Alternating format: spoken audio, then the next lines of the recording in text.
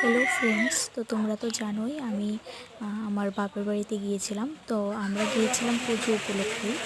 তো এখানে আমাদের বাবু আর ওর পাপা ঘুমোচ্ছিল, দেখতেই পাচ্ছ। আর এখন আমাদের বাবাকে স্নান টান করে একেবারে রেডি করে দিলাম। তারপর আমিও স্নান টান করে একটা নাইটি পরে রেডি হয়ে নিয়েছি, তোমরা দেখতেই পাচ্ছ। বাইরে প্রচণ্ড বৃষ্টি হচ্ছিল, তাই আর শাড়ি পরলাম না, একটা নাইটি পরে নিয়েছিলাম। তো মানে একটা পরিস্থিতি হয়েছিল, প্রচণ্ড বৃষ্টি হয়েছিল ওই দিন, মনসা পুজোর দিন।